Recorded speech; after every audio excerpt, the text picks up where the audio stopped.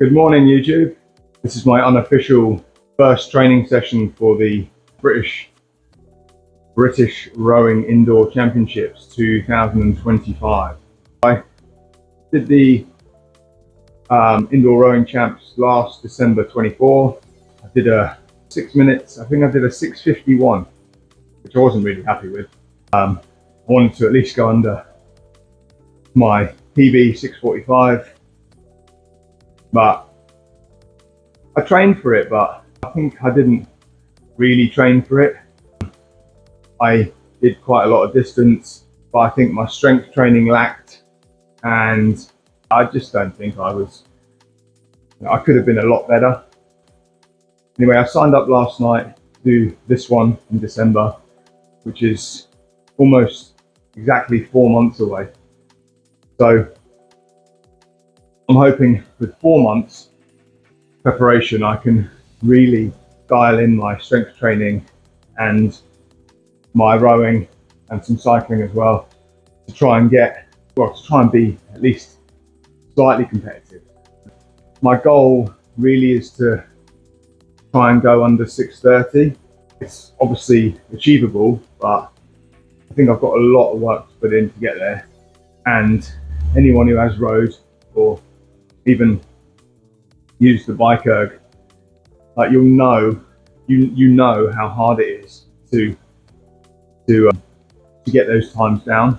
I saw last year at the championships that some of the guys doing sub 6 minute 2Ks, absolutely phenomenal. But they were probably, some of them probably, like I'm 43, probably 20 years younger than me. But that said, even in my category, which was 40 to 49, there were some beasts in there as well. I can't remember what times they were doing. I think some of them were doing like 6:10s. Unbelievable. What I did notice is a lot of the guys, they were like big guys, big, heavy, strong guys. And I think that is probably, I'm 6'1" and I'm 98 kilos, but I'd say some of these guys are 6'4", 6'6" plus, and probably 105 plus. And that they naturally generate way more power. All they have to do really is just work on their engine and they're quids in. Whereas if you're slightly shorter and weigh slightly less, you really kind of have to be focusing on your strength training to get stronger, because you haven't got the leverage that they've got. You need to really focus on strength training and your long stuff, your slow, steady state, zone 2, whatever you want to call it. Yeah, it's trying to find that balance of getting stronger and putting the miles in as well.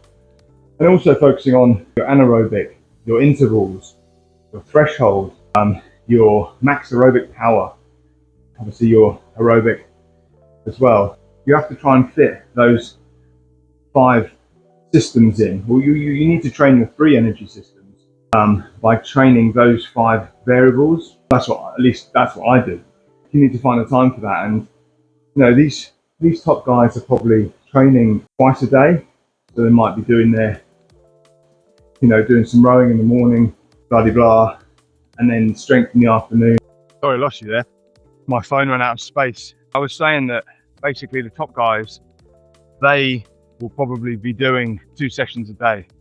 You've got to remember, these guys and girls who are doing 2 sessions a day, they're probably part of either the British team or a team, and they're either sponsored or whatever. They're not some guy like me who is a dad, 3 kids, taxi driver, trying to train when I can. I really only have about, say, an hour and a half a day to train.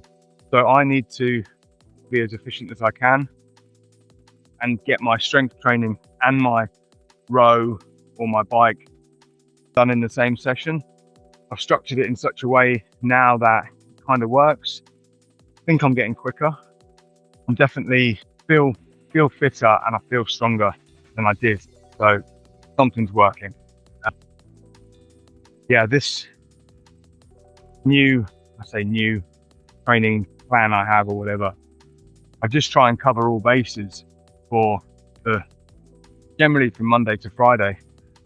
That will include an anaerobic session, threshold session, max aerobic power session, an aerobic session or an endurance session, and speed threshold session. On top of that, I'll try and add in my 2 strength training sessions. And what I'll do with those is I will put my strength training sessions onto an endurance day or like max aerobic power day. So I don't, there's no point doing your strength training on a day when you're doing your anaerobic or your threshold. It's just not going to work. Well, it doesn't work for me anyway. Yeah, that's what I'm trying to do. Strength training on the lighter days, basically, and it's working at the moment. Try and do the strength training on a Tuesday and a Thursday. So Mondays can hit something hard. Tuesdays kind of recover with an endurance and a strength. Wednesdays do something harder. Thursdays something lighter with some strength, and Fridays something harder. Now at the weekends, if I find time, I'll try and get just a zone 2 bike like I'm doing now. This morning I've got Sunday today, so this morning I'm just doing an hour on the bike, really light, 130 watts, 63 RPM, probably 113 heart rate, really easy. I think this really easy stuff is the stuff that people neglect. We all want to go into the gym, we all want to smash it, we all want to go mental for an hour and do like 10 sets of 500s or 20 250s, and then do some really heavy squats and some, some thrusters and some chippers and whatever people think they need to do to give them a buzz. That's what a lot of people focus on. A lot of people focus on, and that's fine, going to the gym and fucking smashing it, coming out of there going, I'm an absolute beast. And that's fine. You were for an hour, but those people never really progress. They'll only ever be able to do those workouts at the level they're doing them at. Whereas people who really train will be consciously planning or structuring their week to do, like myself here, I'm doing an hour, zone 2, really boring, but how beneficial it is. And I won't go into the science of it now, but these long, slow cycles, long, slow rows, long, slow runs, they almost are the superpower or the gold that no one talks about. Train slower to go faster and all that. And I think last year when I was training, I didn't do as many of these as I probably should have. I always, where am I now? 113. I think my heart rate was always up around 130, and probably it should have been lower. If you can hold a conversation like this, I'm not struggling to hold a conversation. I could talk like this for hours. This is your zone 2. When you're struggling to talk and you can't really find it hard to get your words in, well, I'm sorry, but that's not in zone 2. That's probably zone 3.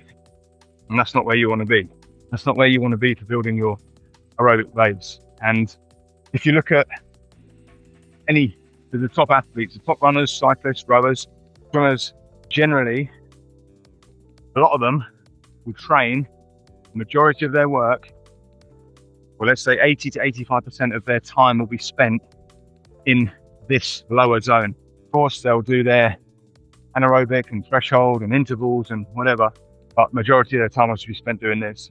And you just have to look at a marathon runner. Marathon is a little bit different, to be fair, but you don't see marathon runners doing 1 rep max deadlifts and squats and loads of, mad intervals. Generally just running. Yeah, different with rowing. Rowing is power endurance. So you have to be strong. You have to be strong to be able to pull. If you're not if you have a really good engine, but you're really weak, you're not going to row very fast or very far, are you? Same with cycling to a point. Not so much power endurance because it's just your legs. I'd say their upper bodies are probably quite weak. But no doubt they do their strength training as well. And runners, you think about a runner's body. Well, if you look at a marathon runner's body and then look at come all the way back from a marathon, half marathon, to a 10K, to a 5K, and strip it all the way back so you get to 1500, 400, 200, 100, the body gets bigger. So the athlete's body gets bigger and more muscular and more powerful as the distance drops. And that shows that for shorter distances, you need to be more powerful and explosive. Marathon, you don't need to, do you? You just need to run. And that shows by their body shape. I went for a run with my wife 2 weeks ago. We did 7K. And it was the first run that I'd done in a while, to be fair, but it was a struggle. I'm pretty sure I had a stress fracture on my foot when we came back. We weren't even going fast. We were talking ish. I can run, but I don't want to run very far. Thanks. I'd happily do 50-yard dash, happy days. Or even, say a park run or a 5K, I'm really interested. I'd way more enjoy doing a 5K row. I'd absolutely smash a 5K row. I don't have to support my body weight, and I have the power to push through. In fact, I think I like doing a 5K row more than I like doing a 2K row. I don't know why. There we go.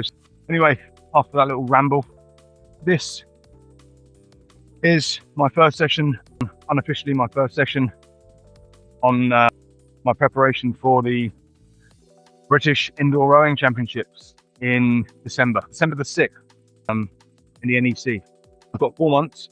I've written down a little outline of the training plan, which I'm hoping to stick to for the 4 months. I'll probably adjust it as we go, but it seems pretty solid at the moment, I think. Lots more zone 2 and longer stuff than last time. And also add in there my strength training, which so long story short, I did 20 weeks of strength training about 24 weeks ago. I've only really just got back on my rower and my bike, but that strength training I've done for those 20 weeks, I think already has given me more power. I did a session on Friday, which was the same session that I had done in December 23. And I looked at the stats and I looked at the average power, and my average power for that particular session was up by just over 50 watts, 13%. I've definitely increased my power. That's the importance of the strength training. That said, with any luck, this year, British Rowing Indoor Champs, got to get PB at least. If I haven't, if I can't, then something not quite right. But yeah, fingers crossed. Anyway, more videos to come. I'm going to try and document all my training, and if you have any questions, feel free to put them in the comments or message me, or however it works. You can also follow me on Instagram, Dad Does Fitness, and yeah, until then, laters. Bye.